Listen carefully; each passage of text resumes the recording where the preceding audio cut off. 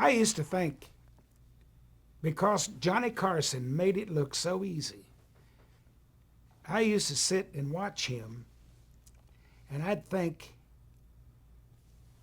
what's so difficult about what he's doing? I mean, he gets the greatest actors and personalities and singers in the world, and all he does is sit back and make conversation with them. And what's so hard about that? And then I got to sit in that seat. And all of a sudden they turned the juice up. And it got very hot. And I got very dumb.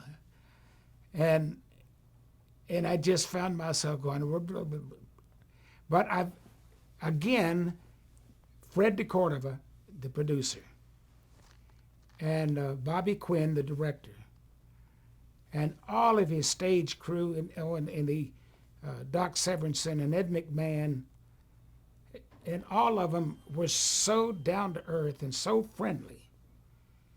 Now, every time we'd go to break, Fred DeCordova would come up and say, he'd say, "You're doing great. You're doing great. It's going smooth." He said, "Okay," says, "now that guest, now your next guest is coming up. They're going to want to talk about a book. They have a new book out," and he just right up until time for the camera to go on. And then I do, just after talking with him, and I had my notes down in front of me, and then I'd start interviewing this guest and get it out, and then all of a sudden Fred would say, "Okay, you got 20 seconds to say thank your guest and say goodnight." I said, "It's over?" This is back when we were doing an hour and a half, too. And because of those people that were there on your side, and you knew that you could do no wrong, because if you slipped and fell, all of them were going to pick you up. Who were some of the guests that were on when you hosted? Ooh. About all of them. Norm Crosby was a sweetheart. He jumped right in and smoothed things over. And those guys from that era who have been around and done, they help one another. If you ever watch a variety show, especially when it's a casual talking back and forth, you'll see them paying attention to each other. And if one stammers for a moment, the other one will slide right in with something to keep it going. It got to the point that I was so accepted by The Tonight Show that I was allowed to invite one of my personal guests that I wanted.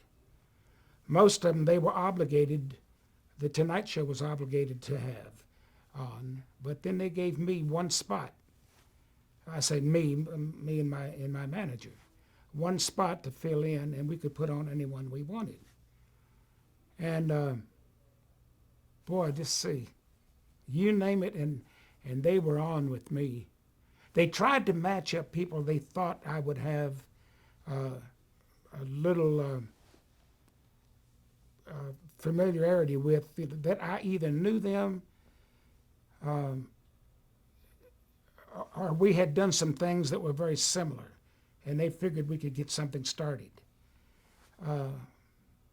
And we did. They made it as comfortable as possible. There were a couple that I didn't really know.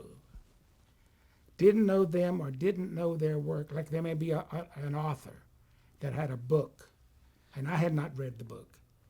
And, I was just at a loss for what to talk about. But most of the times they tried to match us up. One of the ones that I wanted to have on, and I later found out I could have, but I didn't want to abuse our friendship, was Jimmy Cagney, the great actor. And him and I became very dear friends, very close friends. I'd go to his house and we would have a sit-down luncheon.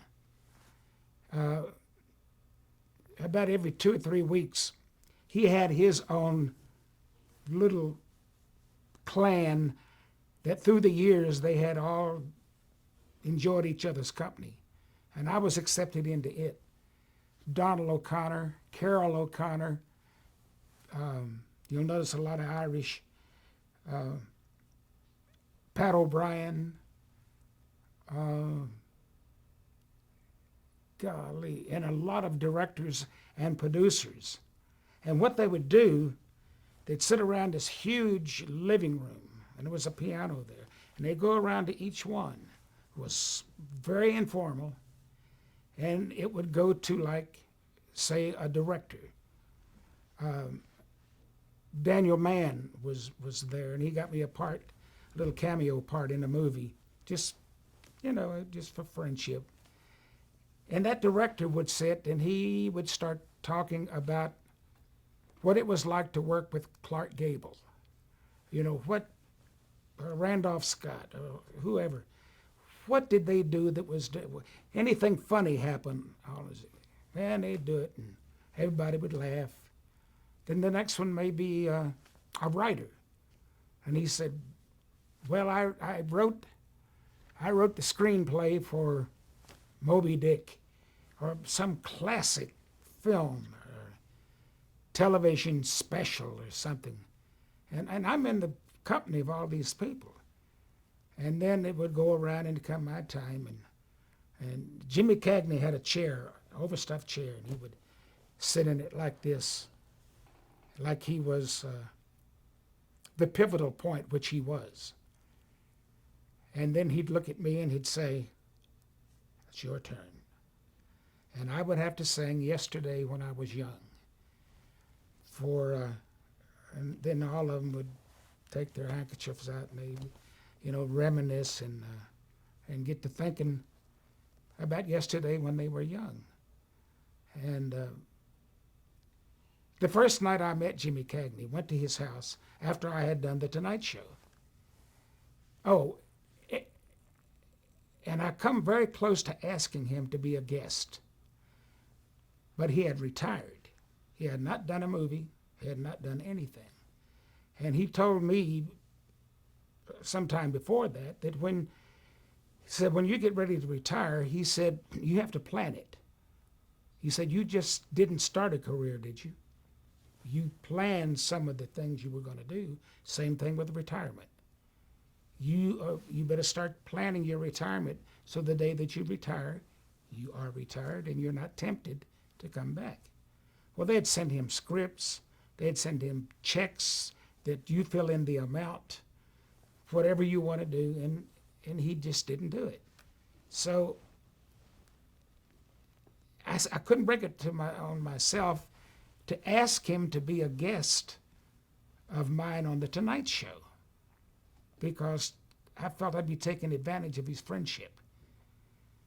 But then later he did that last movie, and I said, who's to know that he wouldn't have done it if I asked him? And boy, what